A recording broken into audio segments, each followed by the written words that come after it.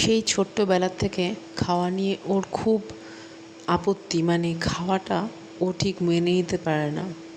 বেঁচে থাকতে গেলে দিনে যে দুবার খেতে হয় ও সেটা মানতেই চায় না। ও জানে বেঁচে থাকতে গেলে বাবা মার ভালোবাসাটা দরকার, খাওয়ার দরকার নেই। ছোটোবেলায় বন্ধু পেডিগ্রিনের চিকেনের কিমা করা থাকে, একটা গ্রেভি পাওয়া যায়, 30 টাকা করে সামথিং এরকমই দাম ছিল। ওর যখন বয়স ছোট তখন কিন্তু ওইটা 2 প্যাকেট করে দিত, মানে ওর বাবা এনে দিত। আমরা এক পেটি পেটি কিনতাম, এক পেটির দাম মনে হয় 1800 টাকা কি 2000 টাকা হবে। কিনতাম, ওই দিনে 2টো করে ওর লাগতো।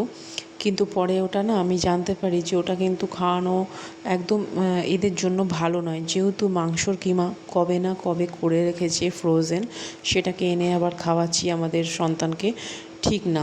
আর আমরা এনে রাখতাম বন্ধু, যেহেতু ও খেত না বলে।